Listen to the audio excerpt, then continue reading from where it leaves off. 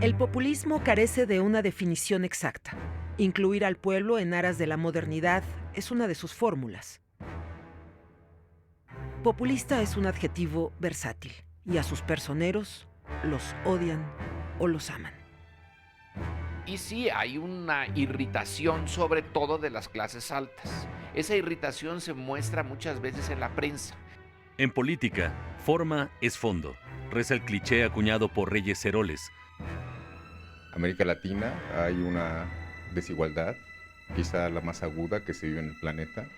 Surge, yo diría, en la época contemporánea con el castrismo cubano, ¿no? En donde realmente pues es, digamos, el padre de esta nueva corriente y esta generación. La historia nos dice que la permanencia de un líder a lo largo del tiempo, por bueno que sea, termina por crear intereses perversos.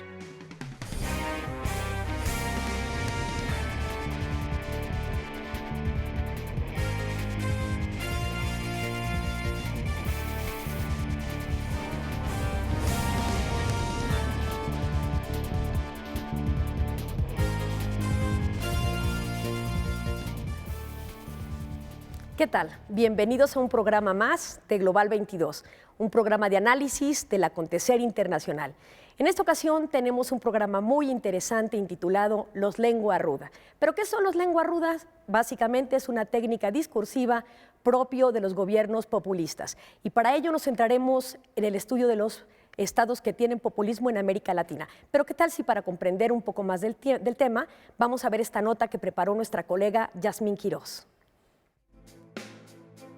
El populismo carece de una definición exacta. Incluir al pueblo en aras de la modernidad es una de sus fórmulas.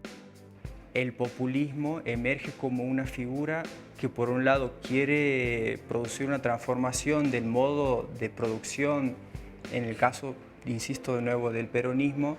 La identidad política fuerte que emerge es el trabajador, ¿no? Es el trabajador que en esta nueva etapa de industrialización es construido o es visto en un sentido, por un lado, más positivo, si vos quieres, que en el momento anterior, y a la vez en un sentido protagónico, ¿no? Política y socialmente. Militar perseguido y encarcelado, Juan Domingo Perón logra ocupar la presidencia de Argentina mediante el voto popular en 3 ocasiones.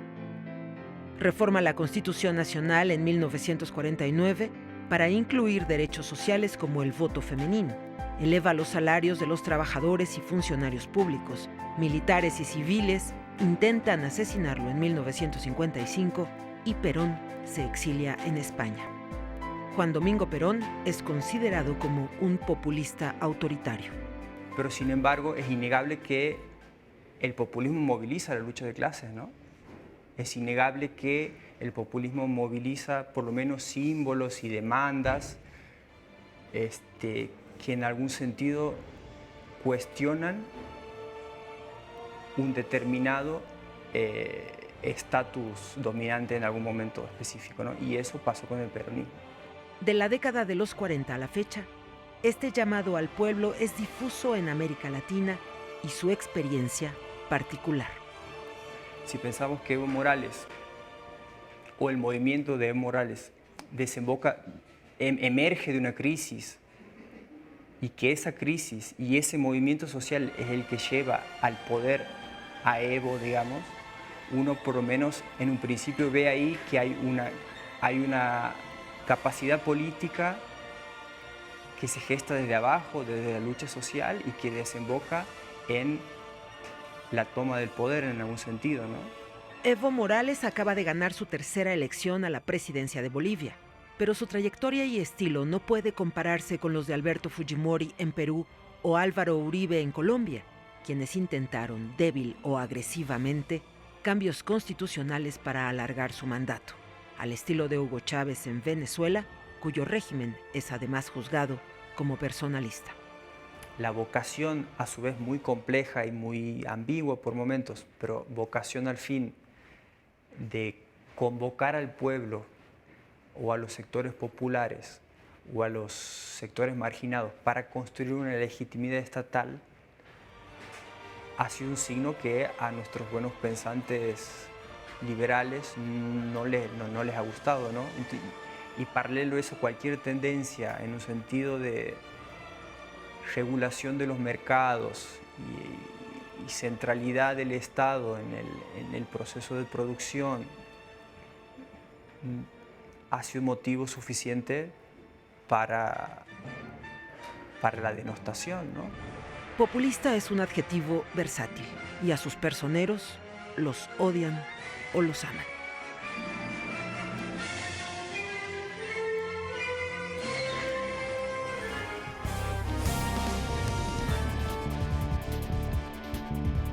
Bueno, sin duda que el populismo ha tenido un impacto importante en el mundo, pero para hablar de populismos tenemos como invitado precisamente al doctor Víctor Alarcón Holguín. Él es investigador y profesor de la Universidad Autónoma Metropolitana UAM Iztapalapa.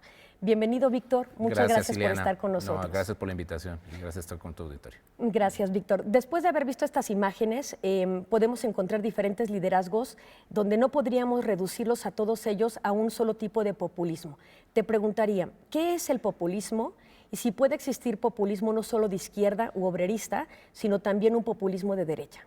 Claro, desde luego en el contexto histórico, el populismo, como se mencionaba en las cápsulas, es primero, antes que todo, la idea de que hay una apelación a una participación masiva de la población, o ya sea en su vertiente obrero-campesina, que sería el populismo de izquierda, o a su vertiente de derecha en la versión de clases medias, clases altas. Es decir, el populismo aparece en contextos de crisis o de falta de gobernabilidad y donde hay una fuerte apelación, por ejemplo, a las causas nacionalistas. Es decir, en esta idea, digamos, de recuperar o de restablecer, digamos, los vínculos rotos que aparentemente un Estado o la falta, digamos, de cohesión social ofrece. El populismo de derecha en los últimos años se ha caracterizado por su fuerte apelación al neoliberalismo en la parte económica, mientras el populismo de izquierda se ha encaminado mucho a la idea, digamos, del neoestatismo como un fuerte protagonista de control o de la forma en que se están encauzando precisamente los dilemas de desigualdad social, con un aspecto o un intento de una promesa de redistribución, ¿no?, de la riqueza. El populismo básicamente se basa en ciertas clases de carácter popular. ¿Esa sería una de las tónicas del populismo a partir del estado de bienestar? No, ese sería el populismo de izquierda. Digamos, como mencionaba, en un primer momento, todos, digamos, forman parte del pueblo. Bajo esa mecánica, entonces, el tipo de apelación que yo hago incluso en el discurso electoral, por poner un caso, Hitler, cuando llega al poder en Alemania en 1933, llega con un partido político que es fuertemente nacionalista, apoyado por las clases empresariales. El populismo de derecha. El populismo, con un momento psicológico de la pérdida de capacidad de las clases medias. Y lo mismo ocurre entonces precisamente en muchas de estas versiones que se dan como en una condición extrema hasta construir las dictaduras totalitarias como el nazismo y el fascismo en los años 30.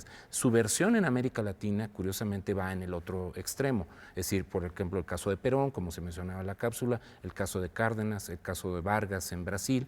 Ellos van hacia una idea donde incluso en el caso de México, producto de una revolución social de carácter redistribucionista, y que a partir de ahí con movimientos sociales o alianzas de ese tipo presentan este tipo de diferencia. ¿Qué te parece que me acompañes a hacer una pausa y regresamos para hablar más del tema? Muchas gracias. Con gusto.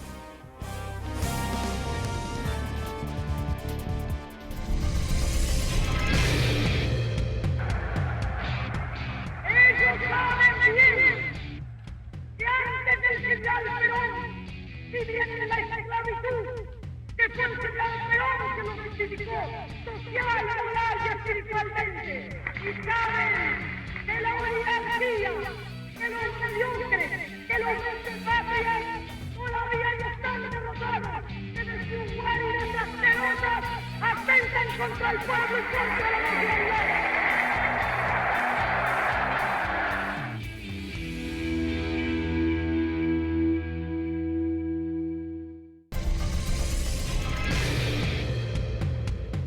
Yo creo que hay que hacer un debate sincero, franco, abierto, sobre el modelo comunicacional cultural antinatura, antihumano que tienen los medios de comunicación en nuestro país. Y cómo se la pasan transmitiendo antivalores de la muerte, culto a la droga, el culto a las armas, el culto a la violencia, el culto a la traición, el culto a todo lo malo que pueda tener el ser humano. ¿O es que los venezolanos no tenemos cosas buenas? Yo llamo a ese debate, y más que al debate, a la acción. Yo le he dado instrucciones a la ministra de Comunicación y a Conatel que se revise toda la programación de las televisoras en este país, por cable y sin cable.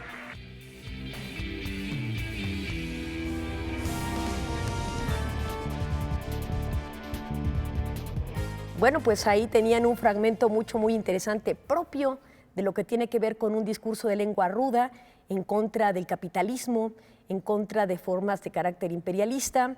Y para hablar de ello, Víctor, te preguntaría, una vez esclarecido qué es el populismo tanto de derecha como de izquierda, ¿cuál ha sido la evolución del populismo en América Latina en el siglo XXI, específicamente en los últimos 10 años? Bueno, desde luego hoy podemos testimoniar que hay una oleada muy centrada en este populismo de izquierda, de lengua ruda izquierdista, que desde luego desde inicios, desde finales propiamente del siglo pasado, con procesos de crisis como el que se dio en Argentina, o sea, crisis financiera, crisis de gobernabilidad, pues eso fue permitiendo el ascenso de una serie de actores, por ejemplo, como también ocurrió en Venezuela, la crisis del sistema de partidos que permitió primero el golpe inicial de Hugo Chávez y después su incursión, y ahí sí ganando de manera directa las elecciones.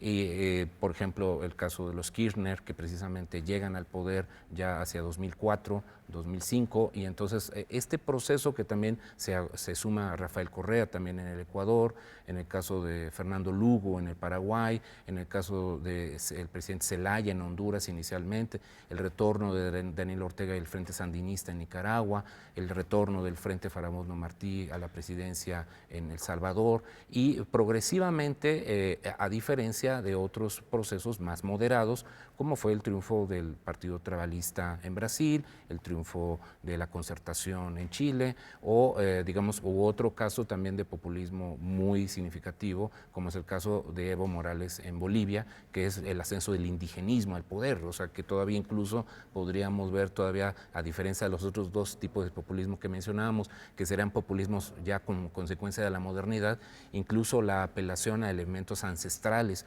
como es el que definió al caso de Morales en Bolivia, pues nos muestra un poco este mosaico que está del lado de la izquierda. Y también podemos tener algunos casos muy interesantes, como el caso de Álvaro Uribe, en este caso en Colombia, que precisamente ahora se estaría presentando como un populismo derechista o de carácter moderado o de carácter liberal, y que más o menos entonces esto es lo que nos va diciendo un poco cómo todos estos actores en mayor o menor volumen de estridencia pues han venido precisamente tratando de configurar un tipo de presencia o de interacción con las masas, con la idea de un proceso de recuperación, de ofrecer salidas mágicas a la crisis, y al mismo tiempo siempre estar apelando que esas salidas mágicas no ocurren precisamente por la amenaza del exterior, por los enemigos internos, por la falta, digamos, de apoyo de aquellos grupos que se oponen al cambio, entre otras cosas. Entonces, en ese sentido, creo que ahí hay una visualización, digamos, que por eso entonces resaltan, por ejemplo,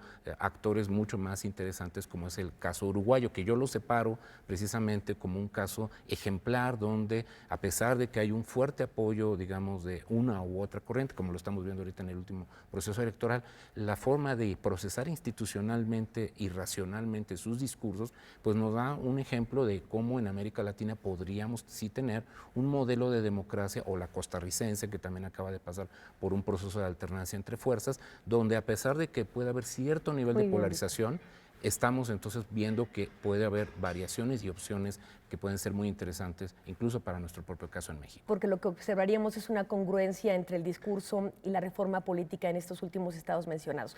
¿Qué te parece si vamos a ver la siguiente entrevista que formuló Marco Lara Clar y que está muy interesante? Gracias. En política, forma es fondo, reza el cliché acuñado por Reyes Heroles, y ahora no hay forma de eludirlo. Desde mediados del siglo XX, incubó en América Latina un estilo de gobernar que se pretende carismático y usa una retórica beligerante de lengua ruda. Hoy, estimulado por la hipersensibilidad mediática, ese estilo florece. América Latina hay una desigualdad, quizá la más aguda que se vive en el planeta. Esto de manera natural pues ha generado una corriente popular basada pues un discurso contestatario, antisistémico, muy particularmente en contra de los regímenes económicos y políticos dominantes que han permitido justamente esta acumulación de la riqueza. Al margen de su grado de legitimidad, el comunicar rudo de tales liderazgos se traduce en el poder público, en una paulatina conculación de derechos.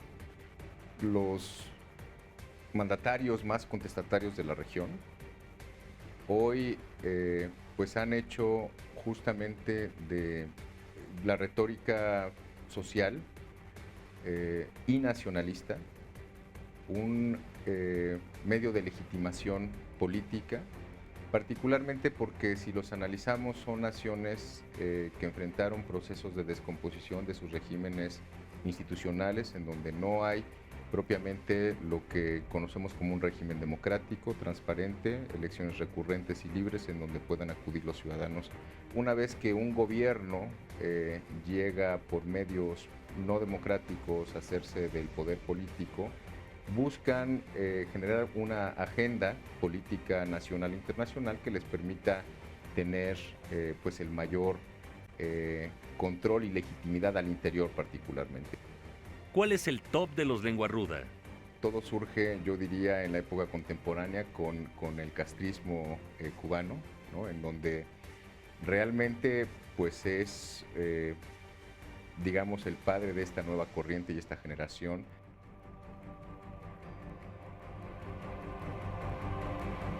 En Nicaragua de Ortega, pues sin duda también un gran precursor en su primera época, porque ahora es de nueva cuenta presidente de Nicaragua, pero justamente, ¿no? Una confrontación muy abierta con Bush papá, con George Bush padre, siendo presidente, en una tensión política muy abierta.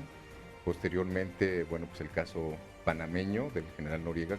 Posteriormente, bueno, pues nueva época, digamos, el chavismo. El chavismo es no solamente un régimen rudo, contestatario, sino que es un verdadero liderazgo carismático que logra consolidarse en un país efectivamente azotado por los problemas derivados de una enorme desigualdad con una élite político-económica que dominaba el país y que realmente ahí se le dio la vuelta de manera pues no democrática a un régimen que hoy es un régimen pseudo-democrático, pseudo-autoritario, que era sin duda un líder carismático y contestatario, pero que también logró de alguna manera sí poner el dedo en la llaga y hacer algunas transformaciones al interior del propio Venezuela. Y bueno, esos, digamos, contrastarían de manera interesante con el caso pues de Evo Morales, ¿no? que sin ser propiamente un presidente contestatario, sí es un presidente antisistema, pero sin duda ha logrado ser un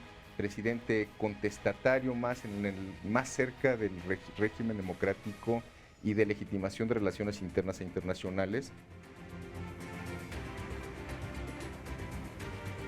Bueno, pues ciertamente hay de populismos a populismos y el impacto en la población es diverso. Vamos a una pausa y regresamos.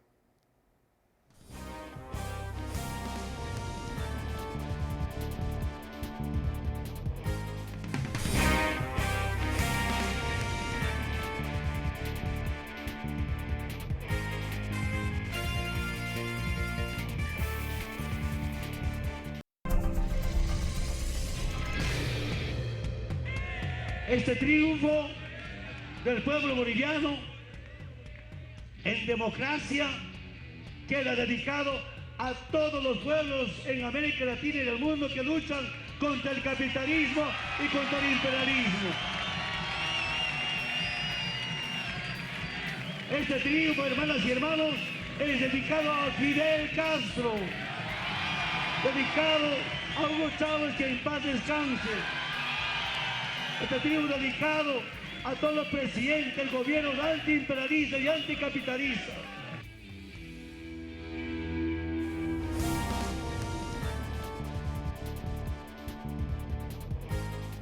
Bueno, pues ahí tienen este fragmento tan interesante de Evo Morales, reelegido por tercera ocasión en Bolivia, y que por supuesto tiene un sello particularísimo de lo que es su discurso de carácter popular. Vamos a ver el empoderamiento que estos líderes pueden llegar a tener a través de esta entrevista que preparó Alejandra Flores.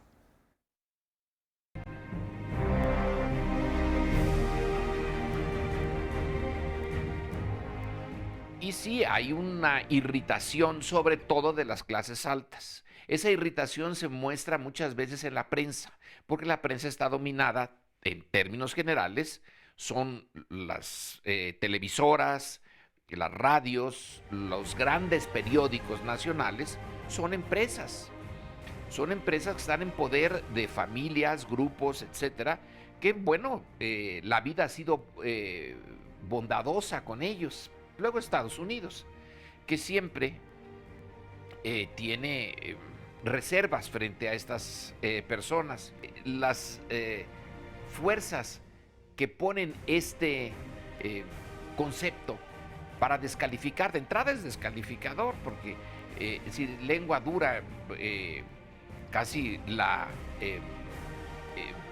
lo opuesto sería piense antes de hablar, razone antes de hablar, sea lengua sabia. La lengua dura pareciera ser casi sinónimo de lengua demagógica, tonta, falaz, que crea más problemas de los que resuelve.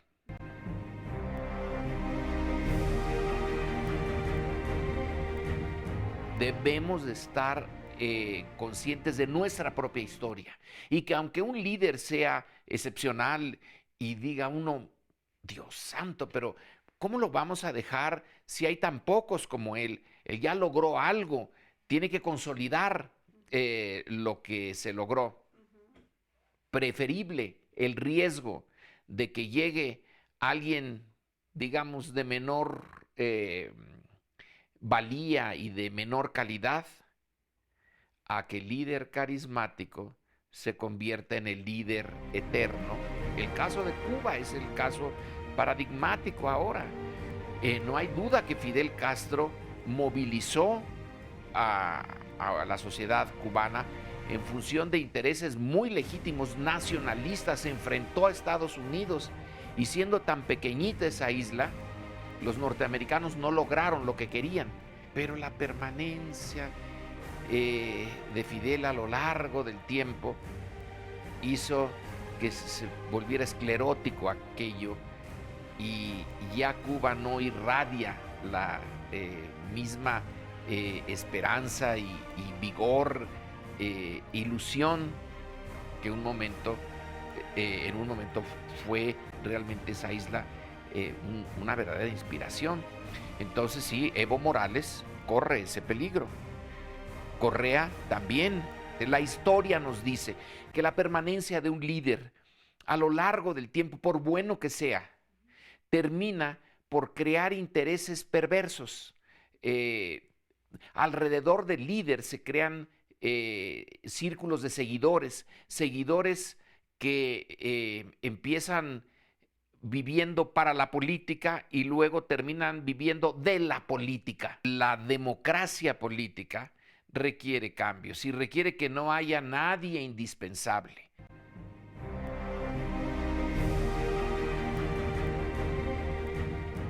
Ahora, sí hay algo en América Latina que hace que para algunas personas las circunstancias requieran ir más allá de la tradición y más allá de las estructuras legales, porque es tan brutal la diferencia entre pobres y ricos, que este subcontinente está catalogado como uno, si no es que el principal, en donde la diferencia de las clases es más grande. Esa sí es una circunstancia que pide a gritos una solución. La pregunta podría ser, ¿estos líderes lenguadura o mesiánicos son producto de una realidad que se creó a lo largo de muchos años y que benefició a muchos lenguas blandas? Y ellos crearon las condiciones extremas. Bueno, pues muy interesante entrevista. En la política nadie es indispensable y ante la discrepancia debería prevalecer el diálogo y no la diferencia. Víctor, dentro de estos liderazgos, a la luz de este populismo de América Latina y los líderes que hemos visto y que tú has comentado, deben haber niveles, no son figuras exactas, sino hay diferencias. ¿Cuáles serían las diferencias que existen entre estos líderes que prevalecen en este discurso? Y la segunda pregunta que te formularía es ¿qué impacto logran tener con su discurso y las políticas que formulan respecto a sus seguidores y respecto a los que disienten de seguirlos? Bueno, comenzando por la segunda, yo diría que los resultados económicos pues son realmente un margen de maniobra muy importante, es decir, en términos de la disminución de esa desigualdad, en términos efectivos, pues desde luego ha hecho que en algunos casos pues experiencias como el liderazgo que inicialmente se viera en Brasil o resultados digamos muy interesantes como el que se ha visto también en términos de crecimiento, incluso con una posición opuesta como es la del populismo peruano. Por ejemplo, podríamos ver que los países, digamos, van a depender realmente de la capacidad que tienen para redistribuir el ingreso y ser exitoso con las promesas electorales que formularon en una primera instancia. Es decir, y eso es un poco lo que podemos ver en contraste con el caso de Cristina Kirchner, que hoy tiene una fuerte crisis económica, incluso monitoreada a nivel internacional, o, por ejemplo, tenemos situaciones muy singulares o muy peculiares de cómo está esta tensión, digamos, con las televisoras, en el caso de Venezuela, que en realidad pues ya viene siendo no solamente un ataque a una discrepancia, sino realmente incluso a derechos humanos de libertad de expresión en el sentido más clásico del término, es decir, digamos, no aceptar ni siquiera la más mínima crítica en ese sentido, o incluso experiencias muy interesantes de cómo se está utilizando también evitar el conflicto con la Iglesia para que la Iglesia sea no un valladar, digamos, que contraste o que se confronte directamente con el Estado, como ha sido el caso de Daniel Ortega o el propio Maduro, que también ha intentado en Venezuela mostrar una versión de un socialismo cristiano, un pragmatismo, un híbrido, digamos, que se está generando, también lo hace Rafael Correa en el Ecuador, para tratar de evitar que la Iglesia se coloque del lado de la derecha e incluso manejar un discurso muy cercano a lo que en otras épocas también era ejemplo de la llamada teología de la liberación. Entonces, estos grados también pueden ser muy interesantes, por ejemplo, con el argumento ético que propugna precisamente un Tabaré Vázquez o el presidente Mujica en Uruguay, en donde pues precisamente hablan de la austeridad, de que ellos no se han hecho ricos con el poder, entonces, como el nuevo presidente de Costa Rica también, que es un profesor universitario, el líder del Partido de Acción Ciudadana, y entonces esto es un poco el mosaico que podemos ir viendo entre los contrastes políticos y los rendimientos económicos que le van dando consistencia al discurso en cada uno de los casos que estamos aquí analizando a vuelo de pájaro. Bueno, Víctor, pues de verdad agradecemos mucho tu explicación y tu análisis para dar elemento a nuestro público y a nuestra audiencia querida respecto a que no todo populismo es negativo, tiene sus aristas, sus diferencias, sus impactos, su trascendencia y sobre todo que se necesita este vínculo económico probatorio de las políticas que se prometen a través de un discurso de lengua ruda. Si no hay esta congruencia, difícilmente estos líderes se podrán perpetuar en el poder. Víctor, fue un gusto tenerte en el programa. Al contrario, muchísimas gracias por la invitación y esperemos que sea repetida en otra oportunidad. Por supuesto que sí, te quedas comprometido Muchas con nosotros. Gracias. A ustedes en casa les agradecemos la presencia y por favor no deje de seguirnos en Twitter. Hasta pronto.